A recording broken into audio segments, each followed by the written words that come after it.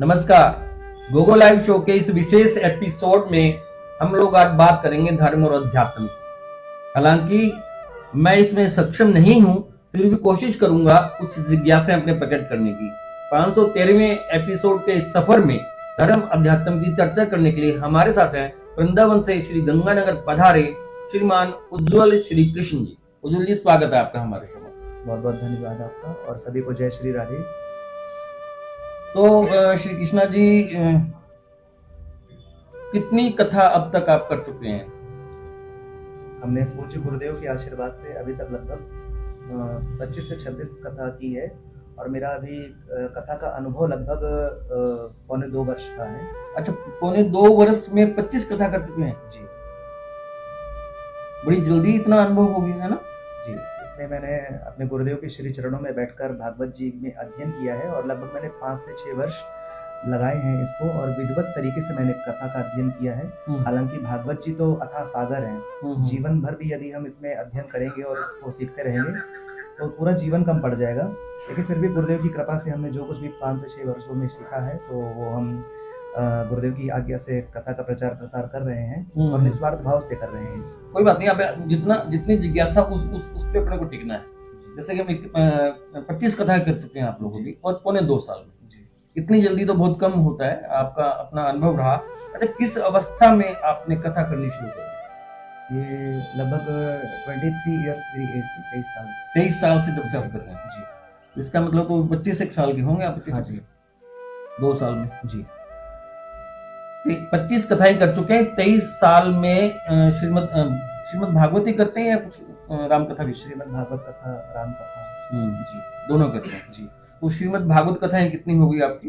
श्रीमद् भागवत कथा मेरी 25 हुई है। अभी राम कथा मैंने स्टार्ट नहीं किया, लेकिन गुरुदेव की आज्ञा भी नहीं, गुरुदेव की आज्ञा लेकर तब हम राम कथा स्टार्ट करेंगे, क्योंकि हमारे पूज्य गुरुदेव का नाम ही है परम पूज्य श्री श्री 1008 भागवत मुनि फलारी जी महाराज। अच्छा, भागवत मुनि, उनका नाम ही भागवत मुनि से है। और हमारे गुरुदेव हर महीने 2 भागवत की कथा कराते हैं, प्रत्येक पक्ष में एक कथा होती है। तो भागवत जी की यात्रा मेरी चल रही। जिस दिन गुरुदेव मुझे राम कथा के लिए आदेश दे देंगे उस दिन से राम कथा प्रारंभ हो जाएगी। अच्छा, उनका नाम भी वही है जो आप कर रहे हैं? हाँ जी। राजकुमार अग्रवाल हमसे जुड़े हैं। शुक्रिया राजकुमार जी हमसे जुड़ने के लिए। हम लोग बात करें श्री उज्जवल श्री कृष्णा जी से, जो कथावाचक और वृंदावन से श्री गंगानगर पधारे कथा करने के लिए। तो ये शुरुआत कैसे हुई आपकी श्री कृष्णा जी? ये शुरुआत हम कह सकते हैं कि ये मेरे साथ बहुत बड़ा चमत्कार हुआ है जी, क्योंकि मेरा बैकग्राउंड जो है ना वो कथा क्षेत्र का नहीं है, ना ही मेरा बैकग्राउंड, ना ही मेरी फैमिली का बैकग्राउंड। लेकिन मैं मैथ साइंस का स्टूडेंट रहा हूँ और मैंने मैथ साइंस का स्टूडेंट रहे हैं। मैंने कंप्यूटर साइंस से बीएससी की है, बैचलर हूँ मैंने डीएलएड भी किया है और मेरा कार्य क्षेत्र अलग था बिल्कुल। और मुझे विश्वास भी नहीं था कि मैं जीवन में कभी कथा कर सकूंगा। हालांकि मेरी माता जी की जो संस्कार हैं और उनके द्वारा भक्ति का जो माहौल हमको बचपन से मिला, तो मैं गुरु लोगों की कथाओं को सुनता था। सुनकर भी मेरे हृदय में ऐसी ललक होती थी कि क्या कभी मैं भी ऐसा व्यासपीठ पर बैठकर कथा कर पाऊंगा। लेकिन कहते हैं ना कि जब गुरु और भगवान की कृपा होती है ना, तो मूकम करोति वाचालम पंगुम लंघयते गिरिम यत् कृपातमहं वंदे परमानंद माधवम। गूंगा भी बोलने लग जाता है, बहरा भी सुनने लग जाता है और जो विकलांग है वो भी हिमालय जैसे पर्वत को लांघ जाता है। जब ईश्वर और गुरु कृपा करते हैं तो असंभव भी संभव हो जाता है। वही चमत्कार मेरे साथ हुआ है। गुरुदेव ने मुझे देखा और उनको देखकर मुझे कुछ ऐसा लगा कि शायद पूर्व जन्म के कुछ ऐसे संस्कार रहे होंगे कथा क्षेत्र में, मुझे आना चाहिए। और गुरुदेव ने आज्ञा दी और मैंने अध्ययन किया उनके श्री चरणों में बैठकर और अब गुरुदेव की कृपा से कथा सेवा में हूँ। ये एकदम से साइंस को छोड़ के धर्म अध्यात्म में कितना टाइम लगाया गुरु जी के चरणों में आपने? गुरुदेव के श्री चरणों में मुझे लगभग 5 से 6 वर्ष लगे मुझे जी परिपक्व होने में। जी, संस्कार तो हृदय में पहले से ही थे। पूर्व जन्म के संस्कार भी मनुष्य के कार्य करते हैं और वो संस्कार तो पूर्व जन्म से ही निर्धारित थे मेरे भीतर। लेकिन गुरुदेव ने कृपा की और उनकी कृपा से उन्हीं के श्री चरणों में मैंने अनवरत अध्ययन किया और उन्हीं की आज्ञा से इस कथा सेवा में हूँ। आपके पास साइंस थी, कंप्यूटर साइंस किया, लीड किया आपने। आमतौर पे तो युवा जो है वो सॉफ्टवेयर इंजीनियर बन के बाहर जाते हैं और करते हैं। आपने इधर आए, आप कोई खास वजह रही या मन के भाव आए या परिवार ने कहा भी ये ठीक है? ये अगर मैं आपको कहूँ कि यह मेरा रुचिकर एक कार्य है, इसमें मुझे रुचि आती है। और मैंने जैसा आपसे कहा कि मैं बचपन से जब कथाओं को सुनता था संतों के श्रीमुख से, गुरुजनों के श्रीमुख से, तो मुझे भीतर से ऐसा लगता था, मुझे इतना अच्छा लगता था, मैं भी सोचता था कि क्या मैं भी कभी ऐसा व्यासपीठ पर बैठने के लायक हूँगा, या मैं भी कभी नहीं, कभी यही कारण था या कोई और भी विशेष कारण था? बस एकमात्र यही कारण था। और वो कहते हैं ना, जब आपके हृदय में किसी वस्तु को या किसी कार्य को करने की तीव्र उत्कंठा उत्पन्न होती है, तो ईश्वर भी आपका साथ देता है। तो वही गुरु के रूप में हमारे जीवन में आए, वो है मेरे साथ दिए। विकास शास्त्री मिश्रा हमें देख रहे हैं। शुक्रिया विकास शास्त्री मिश्रा जी, हमारे साथ है उज्जवल श्री कृष्ण जी, और हम लोग बात करें श्री धर्म और अध्यात्म की, वृंदावन से पधारे हैं। आपकी पहचान क्या है विकास शास्त्री जी? है ना? हाँ, चलो आपके शायद पहचान के हैं कथावाचक जी हमारे साथ। और सुरेश खेमका हमें देख रहे हैं, जय श्री राम कह रहे हैं। सुरेश जी, स्वागत है आपका हमारे शो में जुड़ने के लिए। धर्म अध्यात्म की बात, एक विशेष कारण आपने बताया कि आपके मन में ऐसे भाव उत्पन्न होते थे सर, तो ये परिवार वालों ने स्वीकार कर लिया अभी कहाँ जा रहे हो और कहाँ पहुंच रहे हो? नहीं, मेरी माता जी की भी इच्छा थी कि हमारे बच्चे जो है अध्यात्म क्षेत्र पर आगे बढ़े, और उनका वह संकल्प पूर्ण हुआ है। और मैं कह सकता हूँ कि माता जी ने बचपन से हम सब में यह संस्कार डाले थे कि हमको भगवान से जोड़े रखा, उनकी कथाओं से जोड़े रखा, संत महापुरुषों की सेवा करना हमको सिखाया। शायद उसी का फल है कि मैं आज व्यासपीठ पर बैठकर गुरुदेव की कृपा से कथा कह पा रहा हूँ। डॉक्टर मोहित नारायण गोयल हमें देख रहे हैं, शुक्रिया। विजय जाखड़ हमसे जुड़े हुए हैं, शुक्रिया। राजकुमार अग्रवाल का हम लोग जिक्र कर चुके हैं, आप सभी का स्वागत है 513वें एपिसोड में। आज विशेष हम लोग शो कर रहे हैं क्योंकि हम चाहते थे कि धर्म अध्यात्म, और संयोग था कि ये बिल्कुल श्री दुर्गा मंदिर में आए हुए थे श्री उज्जवल कृष्ण जी कथावाचक, और हमें एक सौभाग्य मिला इनसे चर्चा करने का।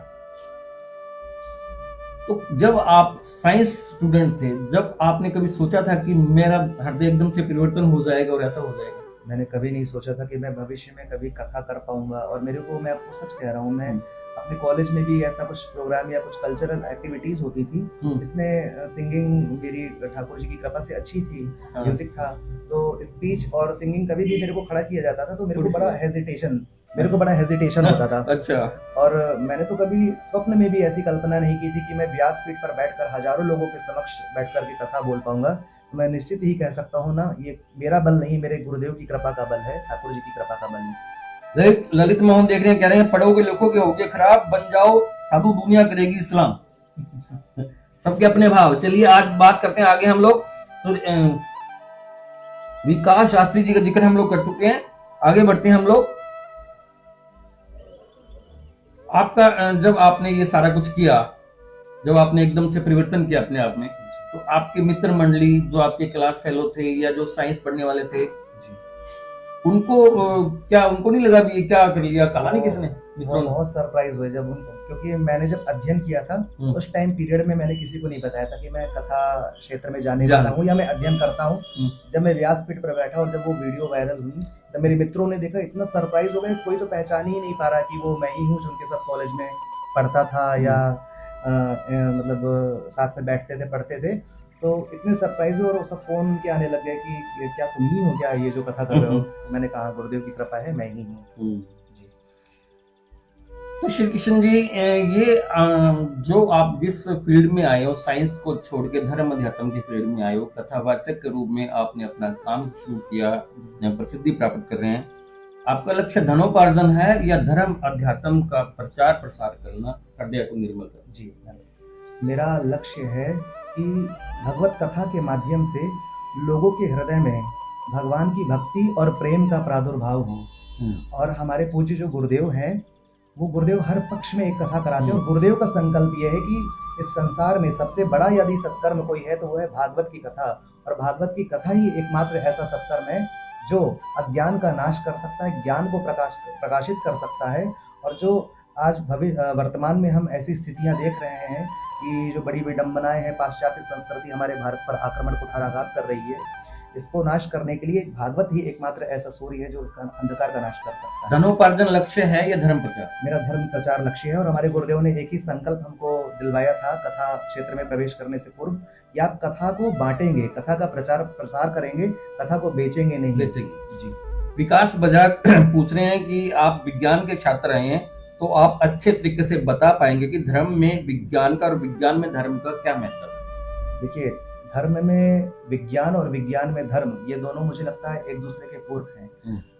और अगर हम कहें कि धर्म जो है, धर्म का ज्ञान होना, मुझे ऐसा लगता है कि यह बिना विज्ञान के असंभव है, क्योंकि यदि हम कथा भी करते हैं तो कथा में भी हमको विज्ञान की आवश्यकता पड़ती है, जैसे कि फॉर एग्जाम्पल माइक हो गया, साउंड हो गया, लाइट हो गई।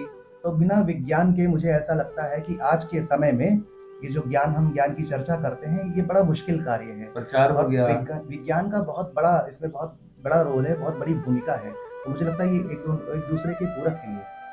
ललित मोहन कह रहे हैं कि मैं सत्य साधु का सम्मान करता हूँ, पर ढोंगियों का क्या करें? ये तो डिसाइड आपको ही करना है, ढोंगियों को क्या करें। चलिए आगे बढ़ते हैं हम लोग। हंसराज मार्वल हमें देख रहे हैं, शुक्रिया। लालगढ़ से हैं, पत्रकार हैं। बिट्टू सचदेवा हमसे जुड़े हैं, शुक्रिया। पंडित मांगीलाल सारस्वत जी हमसे जुड़े हुए हमें देख रहे हैं, आपका शुक्रिया। हमारे साथ है उज्ज्वल श्री कृष्ण जी जो वृंदावन से पधारे हैं, कथावाचक हैं और अब तक 25 श्रीमद् भागवत कर चुके हैं। 23 साल की उम्र में उन्होंने कथा करना शुरू किया। बात को आगे बढ़ाते हैं। हंसराज मार्वल जय श्री राम कह रहे हैं, शुक्रिया हंसराज जी। अच्छा, ये आमतौर पे तो जो कथा सुनते हैं, जैसे मैं भी जिज्ञासु प्रवृत्ति का हूँ, पत्रकार होता ही जिज्ञासु टाइप है, तो इस श्रीमद् भागवत कथा में उल्लेख किसका है, क्या है इसमें? संक्षेप में, बिल्कुल संक्षेप जी। देखिए, श्रीमद् भागवत जो है वो उसका मूल 4 श्लोक है और वेद व्यास ऋषि के द्वारा ये 4 श्लोकों का इतना विस्तार हुआ, ये 18,000 श्लोक। उसमें है क्या, किसकी चर्चा? श्रीमद् भागवत जो है भक्ति प्रधान ग्रंथ है। भक्ति प्रधान। इसको श्रवण करने से, इसको पढ़ने से हमारे हृदय में भक्ति का प्राकट्य होता है। किसी विशेष देवी देवता की भक्ति या किसी की भी? साक्षात भगवान श्री कृष्ण की बाल लीलाओं का, उनके चरित्र का इसमें वर्णन किया गया है। बाल लीलाओं का, चरित्र का और भक्ति प्रधान एक। जी, भक्ति प्रधान। श्री राम अर्श गुरुकुल कह रहे हैं, जय श्री सीताराम जी, कैसे हैं आप? ठीक हूँ मैं, बहुत अच्छे, आशा करता हूँ आप भी अच्छे होंगे। उज्ज्वल श्री कृष्ण जी से हम चर्चा कर रहे हैं, उसमें कृष्ण की बाल लीलाओं का वर्णन है और वो भक्ति प्रधान ग्रंथ जी। चलिए आगे बढ़ते हैं हम लोग। राजेश बत्रा हमें देख रहे हैं, शुक्रिया राजेश जी हमसे जुड़ने के लिए। विजय जाखड़ जी का हम लोग जिक्र कर चुके हैं। विकास बजाज कह रहे हैं, गोविंद जी आपसे प्रश्न है कि आप धर्म में कितना विश्वास रखते हैं? विकास बजाज जी कभी आना, फिर धर्म की चर्चा करेंगे, फिर आपको मालूम पड़ जाएगा कि कितना विश्वास करता हूं नहीं करता हूं, है ना। और वैसे भी ये शो मेरा नहीं है, ये शो उज्ज्वल कृष्ण जी का है। अगर हमें धर्म के विश्वास नहीं होता तो हम लोग आते कहां पे? धर्म अलग अलग प्रकार का, कभी चर्चा करना 1 घंटे की चर्चा आप विकास बजाज जी करिए, वैसे आनंद आएगा आपको भी और मुझे भी। चलिए आगे बढ़ते हैं। अच्छा, श्रीमद् भागवत से शिक्षा क्या मिलती है हमें, समाज को, बच्चों को? श्रीमद् भागवत से हमें अनेक शिक्षाएं मिलती हैं। श्रीमद् भागवत हमको जीवन जीना सिखाती है। श्रीमद् भागवत हमको हमारी मृत्यु किस प्रकार महोत्सव बने, यह ज्ञान हमको श्रीमद् भागवत जी से मिलता है। किस प्रकार हमको अपने बड़ों का सम्मान करना चाहिए, गुरुजनों का सम्मान करना चाहिए, ये शिक्षा मिलती है। और हमारे जीवन का उद्देश्य क्या है, लक्ष्य क्या है, ये ज्ञात हमको होता है भागवत जी से। हमारे जीवन का जो उद्देश्य है वो है भगवान का भजन करना, संत महापुरुषों की सेवा करना, सम्मान करना, और लक्ष्य है भगवत प्राप्ति। एक तो उद्देश्य में मालूम पड़ता है जी, और क्या शिक्षा मिलती है? हमको उद्देश्य प्राप्त होता है कि हमको करना क्या और जीवन का लक्ष्य क्या है। लक्ष्य क्या? जी, लक्ष्य है भगवत प्राप्ति, भगवान को प्राप्त करना, यही एकमात्र लक्ष्य है। युवराज अग्रवाल हमें देख रहे हैं, शुक्रिया। जाखड़ कॉलोनी से अमित दरक हमसे जुड़े हैं, शुक्रिया। आप सभी का स्वागत है 513वें एपिसोड के विशेष एपिसोड में। हम लोग बात कर रहे हैं कथावाचक श्रीमान उज्ज्वल श्री कृष्णा जी से, जो वृंदावन से यहाँ पधारे हैं और कथा करते हैं। हम लोग बात कर रहे हैं इनसे। अच्छा, इससे श्रीमद् भागवत को श्रवण करने का अधिकारी कौन है? श्रीमद् भागवत को श्रवण करने का जो अधिकारी है वो भागवत जी में ही वर्णित किया गया है पूज्य श्री व्यास जी के द्वारा। निर्मत्सराणाम सताम, अर्थात जो निर्मत्सर होकर कथा सुने, मत्सर कहते हैं ईर्ष्या को, और निर्मत्सर अर्थात ईर्ष्या रहित, जो ईर्ष्या रहित होकर के भगवान की कथा को सुनता है उसी के हृदय में कथा प्रवेश करती है। क्योंकि जिससे हम ईर्ष्या करते हैं, आप स्वयं ही विचार कीजिए, क्या उसके हृदय में मेरे बांके बिहारी नहीं, क्या उसके हृदय में प्रभु नहीं? जब सबके हृदय में प्रभु ही विराजमान है तो फिर किसी से हम ईर्ष्या का भाव क्यों रखते हैं? ईर्ष्या रहित व्यक्ति जो है वो कथा सुनने का अधिकारी है, सर्वोत्तम अधिकारी है। राजेश तनेजा हमसे जुड़े, शुक्रिया। हेमंत गोयल हमें देख रहे हैं, शुक्रिया।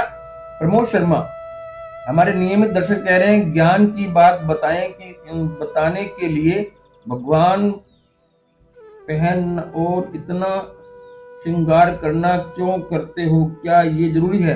अच्छा, के लिए क्या श्रृंगार करना क्या जरूरी है? नहीं, श्रृंगार करना कोई जरूरी नहीं है, ये तो अपने इच्छा पर निर्भर करता है। श्रृंगार या हमारे शरीर का है, ये और ये जो कथा है यह आत्मा के लिए है। और कहते हैं व्यासाय विष्णु रूपाय, व्यास जो होता है वो विष्णु का रूप होता है। तो सबकी अलग अलग दृष्टि, अलग अलग भावना है, जो जिस दृष्टि से देखे सभी का सम्मान है। तो व्यास विष्णु रूप को वो कहते व्यासाय हैं। विष्णु होता है, व्यास विष्णु का स्वरूप होता है, व्यासपीठ पर जो बैठता है वो विष्णु का स्वरूप जी। 513वें एपिसोड में श्री उज्जवल कृष्ण जी कथावाचक वृंदावन से आए हुए हैं, पधारे हुए यहाँ पे, हम उनसे चर्चा कर रहे हैं। चलिए आगे बढ़ते हैं हम लोग। अच्छा, जो कथा श्रवण करना, जिसमें आपने बताया कि जिसके अंदर ईर्ष्या का भाव ना हो, कथा सुनने का सर्वोत्तम अधिकारी है, तो दूसरा सुने तो उसका भी कल्याण होता है। लेकिन ईर्ष्या रहित होकर यदि कोई कथा सुनेगा तो उस पर कथा ज्यादा अच्छे से प्रभाव डालती है जी। उसके हृदय में कथा जो है वो पूर्णतः कह सकते हैं प्रवेश करती है, या वह ज्यादा उस कथा को अपने जीवन में उतार सकता है, आत्मसात करने को आत्मसात कर सकता है जी। अच्छा, एक बात हंसराज मार्वल कह रहे हैं अच्छी जानकारी, लालगढ़ से हंसराज मार्वल जी कह रहे हैं अच्छी जानकारी दे रहे हैं भारत जी। मैं कथा सुनना चाहता हूँ, तो मुझे किन नियमों का पालन करना चाहिए, किन मर्यादाओं का पालन करना चाहिए कथा सुनने वाले को? आप यदि कथा सुनना चाहते हैं या आप कथा सुन रहे हैं तो आपको प्रयास करना चाहिए कि आपको ब्रह्मचर्य व्रत धारण करके कथा का श्रवण करना चाहिए। और कथा में भागवत जी में ऐसा वर्णन आता है कि जब तक कथा चले या कथा सुने तब तक हमको अपने केश नहीं कटवाने चाहिए, अपने कथा सुनने के लिए जी नाखून नहीं कटवाने चाहिए। और हमको यदि संभव हो, शरीर में हमारे सामर्थ्य हो, तो भूमि पर बैठ करके कथा श्रवण करनी चाहिए जी, यदि सामर्थ्य हो तो। और वर्णन तो बहुत आता है, उपवास रहकर कथा श्रवण करनी चाहिए, क्योंकि यदि हम ज्यादा भोजन प्रसादी पा करके कथा सुनेंगे तो हमको आलस्य आता है और हमको प्रमाद आता है, तो हम कथा श्रवण करने में हमारा मन नहीं लगता, मन हमारा जो है चंचल रहता है। इसलिए यदि उपवास रह करके कथा सुनते हैं तो मन हमारा एकाग्र रहता है, और एकाग्र मन से हम कथा अच्छे से श्रवण कर पाते हैं, उसको ग्रहण कर पाते हैं। आज के हम दृष्टि से बात करें तो कितने नियम पालन करना ज्यादा होता है, क्योंकि सभी तो बड़ा मुश्किल हो जाता है। देखिए, यदि जरूरी क्या है, सबसे जरूरी यदि वर्तमान स्थिति को हम देखें तो सबसे जरूरी यही है कि हम समय निकाल करके कथा में पहुंचे और कथा सुने, कथा को समय दें, सबसे जरूरी यही है, बाकी तो सब बात की बात है। कथा सुनने का समय निकाले। सबसे बड़ी विडंबना ये है कि आजकल व्यक्ति जो है भगवान को और धर्म को समय नहीं दे पाता है, सारे कार्यों को समय देगा, घर गृहस्थी सब जरूरी है, सब कुछ जरूरी है, लेकिन जो हमारे लिए सबसे जरूरी है वो तो केवल भगवान, सत्संग और यह जो कार्य है, तो इसमें भी हमको समय निकाल करके हमको इसमें इसका भागीदारी बनना चाहिए और अपने जीवन को धन्य करना चाहिए। संसारिक जो व्यक्ति है, गृहस्थ आश्रम है, जैसे हम लोग भी गृहस्थ हैं, तो उस समय कैसे निकाल सकता है वो? देखिए, यदि वो काम करते करते कुछ कर सकता है। मैं आपको बता, सबसे सरल उपाय है, यदि आप पर समय नहीं, आप बहुत व्यस्त रहते हैं, सबसे सरल उपाय है कि जो आप कार्य कर रहे हो उस कार्य को करते हुए भगवान का चिंतन करिए, भगवान का नाम जप कीजिए, सबसे सरल उपाय ये है।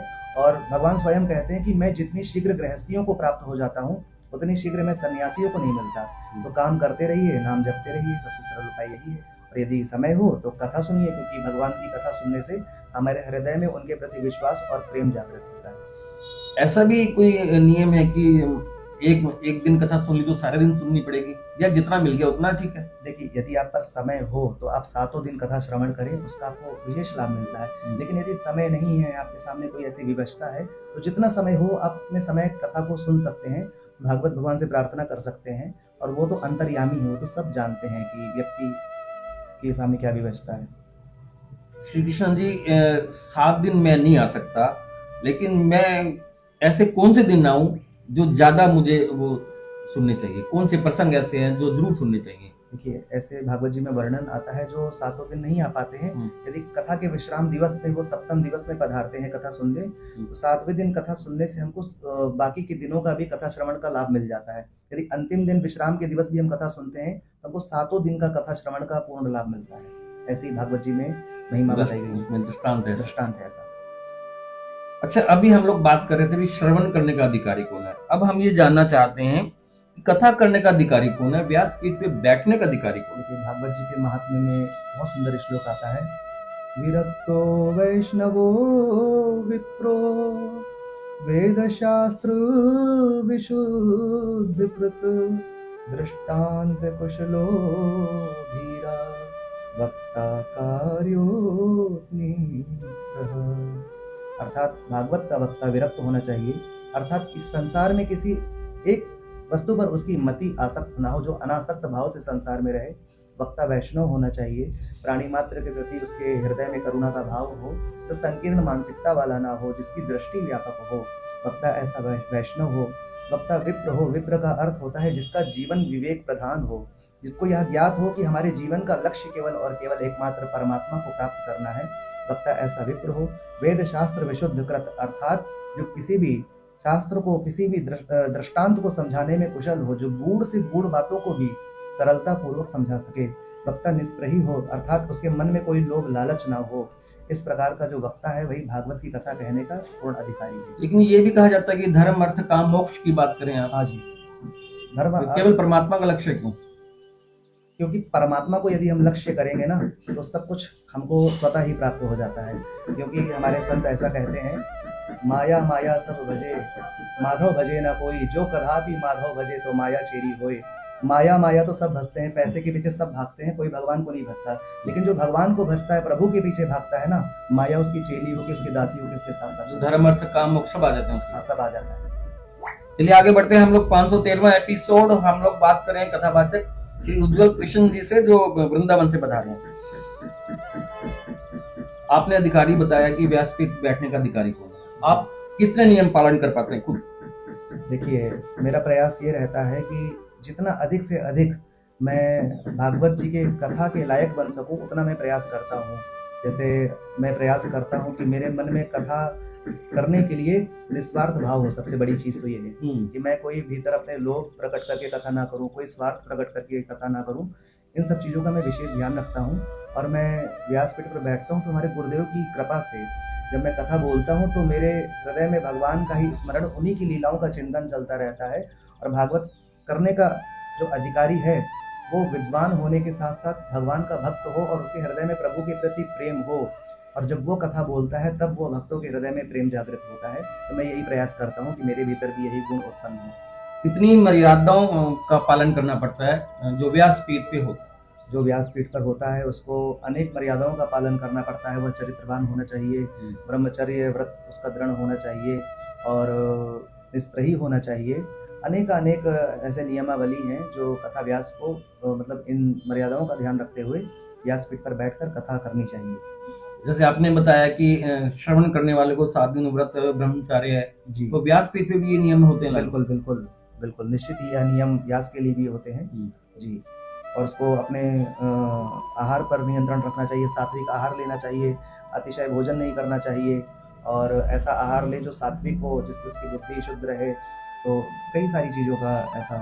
प्रमोद शर्मा पूछ रहे हैं कि मैं एक प्रोग्राम करवाना चाहता हूँ, क्या बिना शुल्क संभव है? बिल्कुल संभव है।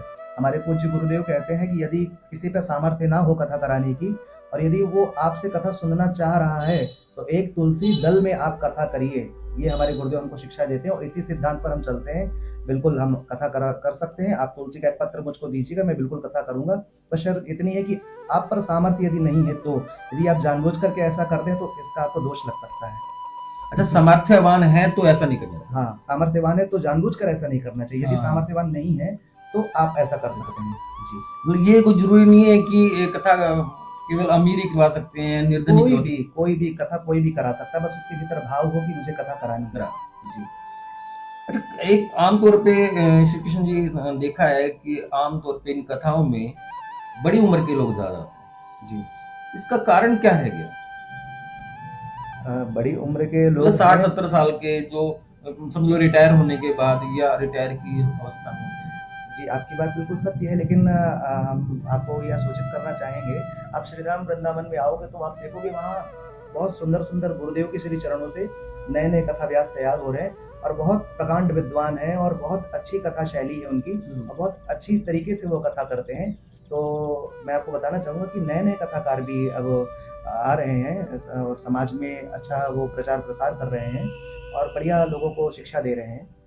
विकास बजाज कह रहे हैं, अच्छे शब्द आपके पास हैं, विप्र का न्याय समझाया आपने आज। मैं तो आज तक विप्र का मतलब ब्राह्मण ही समझता था, आपने विवेक प्रधान बताया। इसका अर्थ हर कोई विप्र बन सकता है?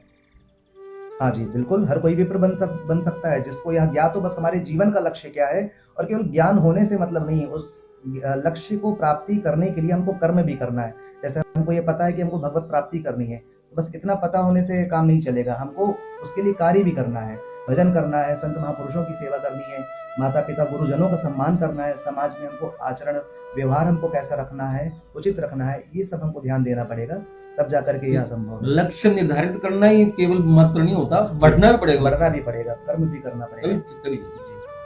अच्छा, जो युवा वर्ग को जोड़ने से, युवा वर्ग को कैसे जोड़ा जाए कथा से?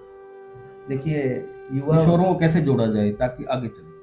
देखिए, हमको सबसे पहले तो युवाओं का मन टटोलना पड़ेगा कि वो सुनना क्या चाहते हैं, वो किस प्रकार का मतलब वक्तव्य चाहते हैं, तो हमको उनके अनुसार ही, हमको उसी शैली में उनको, उनके सामने हमको धर्म की बातें रखनी है। जो भागवत जी की कथा में हमको शिक्षा जो हम प्राप्त करते हैं, हमको उन्हीं के ढंग से उनको उन्हीं की भाषा में समझाना है। तो मुझे ऐसा लगता है कि वो ज़्यादा अच्छे से उस चीज़ को ग्रहण कर पाएँगे। और मैं आपको बताते हुए मुझे बड़ा हर्ष होता है कि हम जब गुरुदेव की कृपा से कथा करते हैं, तो उसमें युवा जो है वो बहुत जुड़ते हैं और बहुत अच्छे से कनेक्ट करते हैं और बहुत भाव से कथा को सुनते हैं। कभी ऐसा अवसर भी आपके जीवन में अब तक आया भी, किसी शिक्षण संस्थान ने आपकी कथा कराई हो और विद्यार्थियों ने केवल कथा सुनी हो बड़े मनोयोग से? नहीं, अभी ऐसा अवसर तो मुझको प्राप्त नहीं हुआ है। अभी तो गुरुदेव की कृपा से जहाँ पे भी कथा होती है, हर आयु वर्ग के लोग वहाँ पर बैठते हैं, कथा को सुनते हैं। उसमें युवा भी होते हैं और उसमें जो है प्रौढ़ भी होते हैं, उसमें किशोर भी होते हैं, हर प्रकार की आयु के वर्ग के लोग कथा सुनते हैं। और ज्यादा इनको जोड़ने के लिए क्या करे, समाज क्या करे, मैं क्या करूं? जैसे मेरे बच्चे मान लो युवा है, तो उनको जोड़ने के लिए हम लोग क्या करें? इसका बहुत सरल उपाय है कि प्रत्येक माता पिता का यह कर्तव्य होना चाहिए, क्योंकि कथा में अधिकतर आपने देखा होगा, जनरली ज़्यादातर वृद्ध लोग आते हैं। मैं यही कह रहा हूँ जी, तो माता पिता का यह दायित्व होना चाहिए कि वो अपने बच्चों को भी लेकर के आए। दे हो सकता है कि बच्चे पहले आने में आनाकानी करें, लेकिन आप जानते हो जो छोटा बच्चा होता है, जब माँ कुछ बनाती है मिष्ठान या कुछ भी, तो बच्चे को जब पवाती है तो बच्चा पहले आनाकानी करता नहीं पाता है, भागता है, तो माँ थोड़ा सा उसके मुख में पहले स्वाद चखाती है जबरदस्ती, और जब बच्चे को स्वाद अच्छा लग जाता है तो माँ के पीछे पीछे फिर दौड़ता है, मुझको और दो और दो। तो प्रत्येक माता पिता का यह दायित्व होना चाहिए कि कैसे भी करके अपने बच्चों को कथा में लेकर के आए, जोड़ें, और जब बच्चों को कथा का स्वाद लग जाएगा ना, तो निश्चित ही मैं कह सकता हूँ कि स्वतः ही वो कथा सुनने के लिए आएंगे, फिर आपको कोई भी जोर जबरदस्ती नहीं करनी पड़ेगी। कथा का स्वाद होना चाहिए, स्वाद होना चाहिए। चलिए आगे बढ़ते हैं। एक बार फिर बता दूं, 513वां एपिसोड गोगो लाइव शो का आज विशेष एपिसोड, ये एक संयोग था कि कथावाचक उज्जवल श्री कृष्ण जी हमारे गंगानगर में थे और हम लोग आज उनसे धर्म अध्यात्म की बात कर रहे हैं। चलिए आगे बढ़ते हैं हम लोग। ये इस फील्ड में आप आमतौर पे तो कैरियर अलग प्रकार के युवा बनाते हैं, साइंस के स्टूडेंट, इसकी प्रेरणा आए आपने वैसे तो बताया कि मेरे मन में हुआ जी, प्रेरणा भी हुई कहीं से? आप प्रेरणा हुई, सबसे प्रथम प्रेरणा हमारी माता जी की द्वारा हुई, जिन्होंने मुझे जन्म दिया है। उनकी इच्छा थी, उनका संकल्प था कि हमारे बच्चों में से कोई ऐसे अध्यात्म क्षेत्र में बढ़े, और सबसे बड़ी कृपा हमारे पूज्य गुरुदेव की हुई। उसके बाद उन्हीं की कृपा से मैं इस कथा क्षेत्र में हूँ जी। आपने बताया कि आपके परिवार में इस फील्ड में कोई नहीं है? नहीं, इस क्षेत्र में कोई नहीं था, मैं पहला ही हूँ जो मैं इस कथा सेवा में लगा हूँ, और ये हमारे पूज्य गुरुदेव की ही कृपा है और माता जी के संस्कार हैं। अभी एक आपने चर्चा की श्रीमद् भागवत कथा कौन करवा सकता है जी, अभी आपने बताया समर्थ जी, आपने कहा भी अगर समर्थ में तो भी करवा सकते हो। इनके अलावा कौन संस्थाएं, कौन क्या करवा सकते हैं? मान लो कुछ संस्था करवाती है, क्या मेरे पास समर्थ है, मैंने करवा लिया जी, कहाँ करवाऊं, कौन संस्था कैसे करवा सकती है? ये भागवत जी की कथा तो कोई भी संस्था करा सकती है। संस्था का अर्थ ये हो गया कि यदि अकेले का हमारे भीतर सामर्थ्य नहीं हुई कि ये कार्य जो होता है ये सामाजिक कार्य होता है और यह सामूहिक कार्य होता है, इसमें सभी को जोड़ते हुए हमको लेकर के चलना है। तो इसमें अधिक से अधिक व्यक्तियों को यदि हम जोड़ते हैं और उनसे हम सहयोग लेकर के कथा कराते हैं, तो ये भी बड़ा पुण्य का कार्य है। और जितने लोग इसमें जुड़ेंगे उतनी, उसका भी भागवत जी में वर्णन आता है कि जितने लोग भागवत की कथा से या भगवत कथा से जुड़ते हैं, उसका दशांश भी हमको उसका फल मिलता है, उन प्रत्येक व्यक्तियों को, करवाने वाले जी, करवाने वाले को 10% 10% जी जी। आपके आदर्श कौन है कथा करने वालों में, या वैसे तो हमारे आदर्श बहुत लोग हैं, जैसे कि हमारे परम पूज्य शिक्षा गुरु श्री राष्ट्रीय संत श्री चिन्मयानंद बापू जी महाराज, हमारे पूज्य सदगुरुदेव भगवान श्री श्री 1008 भागवत मुनि पलारी बाबा जी महाराज, और हमारे गुरुतुल्य ही परम पूज्य श्री मृदुल कृष्ण शास्त्री जी महाराज, श्री गौरव कृष्ण जी महाराज, ऐसे अनेक विद्वान संत हैं और भक्त हैं जिनसे मैंने बहुत प्रेरणा ली है और बहुत कुछ सीखा है कथा के लिए। आदर्श कौन है आपका? आदर्श एक आइडल पुरुष होता है, कोई कथावाचक होता है, अभी मुझे ऐसा बनना है। जी, आदर्श हमारे, अब एक कहने में तो मुझे बड़ी असमंजस हो रही है, मतलब कई हैं जिनसे मैं सीखता हूँ और मुझे लगता है कि इनके जैसे होना चाहिए। किसी में से मैं कुछ गुण लेता हूँ, किसी में से कुछ गुण लेता हूँ, जो मुझे अच्छा लगता है मैं सभी में से ग्रहण करता हूँ। अच्छा, जो कथा का आयोजन स्थल है वहां पे किस प्रकार की व्यवस्था, मर्यादा, नियम होने चाहिए? जो कथा का स्थल है वो पवित्र होना चाहिए और ऐसा स्थल हो जो मतलब ध्वनि प्रदूषण से मुक्त हो और ऐसा स्थल हो जो मनोरम हो, जहाँ पर बैठ करके आपको शांति का अनुभव हो और बिना किसी बाधा या बिना किसी विक्षेप के आप आसानी से और सरलता से बैठ करके वहाँ कथा का श्रवण कर पाएं बिना किसी डिस्टरबेंस के। ऐसा कथा का स्थल होना चाहिए जी। या तो किसी मंदिर का प्रांगण हो या किसी नदी का पवित्र तट हो या कोई तीर्थ क्षेत्र हो, या फिर भागवत जी कहते हैं कि जहाँ पर भी भागवत की कथा होती है वही स्थान तीर्थ हो जाता है। मतलब अगर ऐसा ना हो तो फिर भागवत जहाँ है वहाँ तीर्थ हो जी। इससे पहले कि हम लोग आज के इस एपिसोड को विश्राम दें, क्योंकि आधा घंटा हो चुका है, डॉक्टर मोहित नारायण गोयल पूछ रहे हैं, गौशाला में कथा कराने से क्या लाभ है? गौशाला में कथा यदि आप कराते हो तो इसका अनेकों लाभ है, क्योंकि हमारी गौ माता जिनके श्री चरणों में यह कथा का आयोजन होगा तो गौ माता भी उस कथा को सुनती हैं और आप जानते हो गौ माता हमारे भगवान श्री कृष्ण को अति प्रिय हैं और भगवान कृष्ण की सच्ची सेवा है गौ माता की सेवा। जो गौ भक्त है वह स्वतः ही भगवान श्री कृष्ण का भी भक्त होगा और गौ माता की जो सच्ची सेवा है वो भगवान कृष्ण की सेवा है।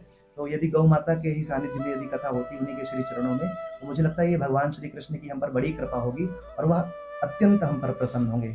कथावाचक उज्ज्वल श्री कृष्ण का अंतिम लक्ष्य क्या है?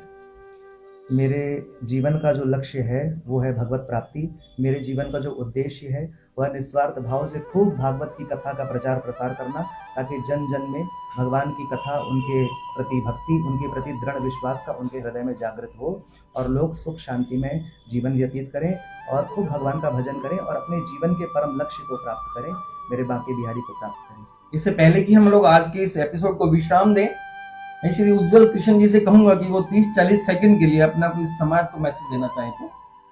मैं आप सभी से यही विनम्र निवेदन करना चाहूँगा कि जितना हो सके अपने दैनिक कार्यों को करते हुए खूब भगवान का भजन कीजिए, खूब नाम संकीर्तन कीजिए और अपने जीवन में किसी न किसी संत महापुरुष के श्री चरणों से अवश्य जुड़िएगा। कोई ना कोई आपके जीवन में गुरु हो, क्योंकि गुरु बिनु भव निधि तरहि न कोई, जो बिरंची शंकर सम होई। यदि आपके जीवन में कोई आपका आदर्श कोई गुरु होगा ना, तो आप अवश्य ही भवसागर पार होंगे और आप किन्हीं बुराइयों से हमेशा बचते ही रहोगे। यदि बुराई में चले भी गए हो तो निश्चित ही मुझे विश्वास है कि गुरुजन आपको उस बुराई से निकालकर आपको अच्छाई की ओर अग्रसित कर देंगे और आपको परमात्मा के श्री चरणों से जोड़ देंगे। प्रमोद शर्मा कह रहे हैं, गोविंद जी बाबा जी से कहो कि वो जवाब देते हुए घबराए नहीं, आप सबको टेंशन में डाल देते हो। मैं किसी को टेंशन में नहीं डालता हूँ, मैं तो जिज्ञासा हूँ, एक आम आदमी आपसे बात करता हूँ। आज के लिए बस इतना ही। अगले सोमवार को ठीक 8 बजे हम लोग नए विषय पर नए मेहमान के साथ चर्चा करेंगे।